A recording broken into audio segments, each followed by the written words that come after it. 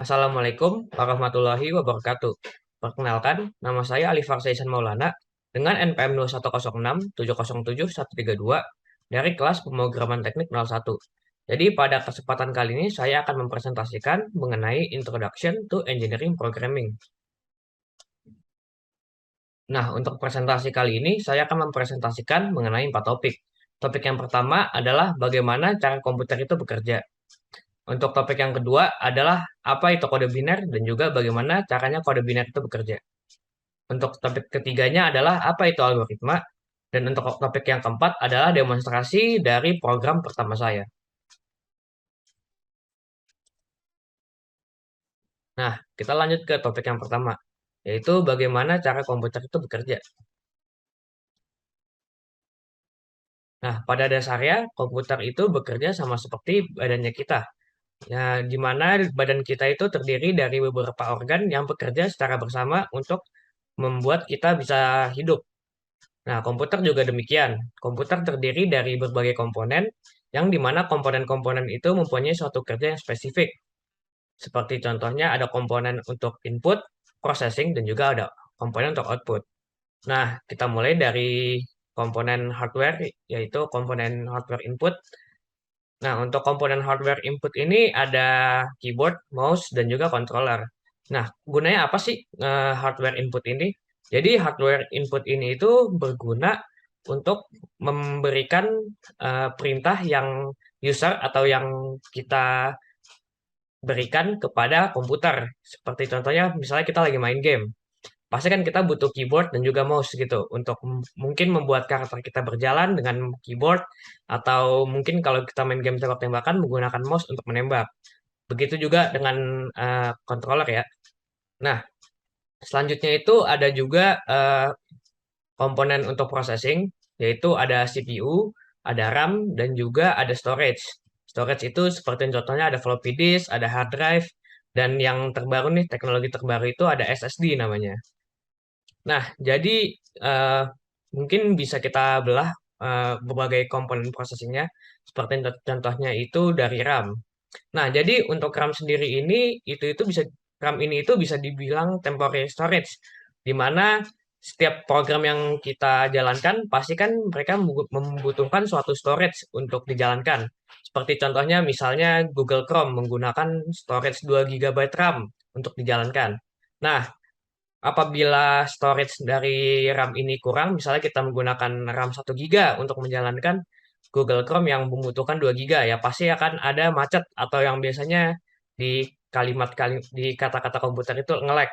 Nah, tapi apabila kita menggunakan RAM 16 GB, pastinya akan lancar ketika kita menjalankan aplikasi-aplikasi seperti Google Chrome tadi yang 2 GB.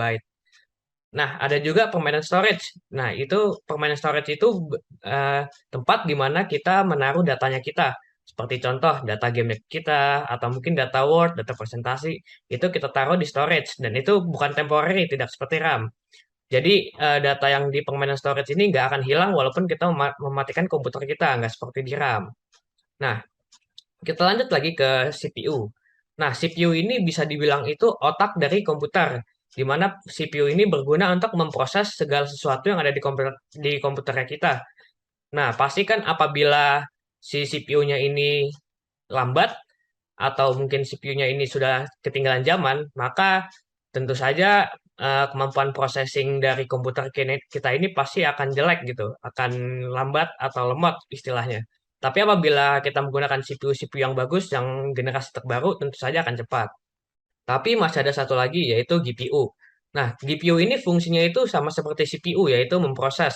Tapi bedanya dengan CPU itu adalah kalau CPU itu untuk memproses eh, segala hal yang umum di komputer, seperti memproses data atau memproses segala sesuatu yang kita lakukan di komputer kita, seperti membuka Google Chrome tadi, atau mungkin kita menulis menulis data, menulis dokumen di Word, atau membuat presentasi itu kita bisa menggunakan CPU.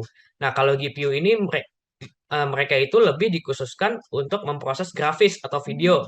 Makanya biasanya kan kalau orang main game mereka biasanya nanya, "Wah, ini GPU-nya berapa nih kekuatannya gitu, speknya." Nah, itu karena GPU ini dikhususkan untuk video dan juga grafis gambar. Setelah dari hardware, kita lanjut ke software. Nah, untuk software sendiri itu dibagi empat yang utama, yaitu ada application programs, yaitu application program sendiri adalah program software yang dimana programnya itu memiliki suatu fungsi spesifik. Kayak contohnya aplikasi game, yaitu untuk kita bermain game, atau mungkin aplikasi presentasi, itu untuk kita membuat suatu presentasi. Lalu ada device drivers. Nah, device drivers ini adalah suatu software atau suatu program yang dimana softwarenya itu kita gunakan untuk menjalankan eh, in- hardware input dan juga outputnya kita. Kayak contoh, kita mungkin ada driver printer. Nah, itu driver printer itu digunakan agar printernya itu bisa digunakan oleh komputer kita atau mungkin drivernya keyboard. Nah, itu juga digunakan agar keyboardnya itu bisa kita pakai di komputer kita. Lanjut ke operating system. Nah, operating system atau sistem operasi itu adalah program software yang dimana program software ini itu bisa dibilang mengatur segala aplikasi dan juga hardware yang ada di komputer kita. Maka dari itu kan apabila kita membeli suatu laptop gitu misalnya, pasti akan ada pilihan untuk menggunakan sistem operasi apa. Nah, contoh dari sistem operasi ini adalah contohnya Linux, Windows, Android, atau macOS. Nah, lalu ada programming software. Nah, programming software ini seperti namanya adalah suatu program software yang digunakan untuk programming atau membuat suatu program. Nah, selanjutnya juga ada yang opsional yaitu root user processes. Nah, jadi root user processes ini adalah suatu program software yang dimana program ini hanya bisa dijalankan oleh admin dari suatu komputer tersebut. Nah, kan misalnya kalau misalnya kita menggunakan suatu komputer, pasti kan setiap kita booting ada pilihan apakah kita ingin login ke admin atau mungkin login ke user satu, user 2, user 3. Nah, root user processes ini hanya bisa dijalankan oleh admin. Dikarenakan eh, program ini biasanya itu eh, termasuk ke dalam seperti contohnya adalah menghapus aplikasi atau mungkin menginstal aplikasi atau mungkin membuat suatu perubahan di komputer yang dimana itu merupakan perubahan yang besar gitu misalnya kayak contohnya mengubah sistem-sistem yang ada di komputer tersebut gitu. Nah, selanjutnya kita akan lanjut ke pembahasan topik yang kedua, yaitu apa itu kode biner dan bagaimana cara kode biner itu bekerja.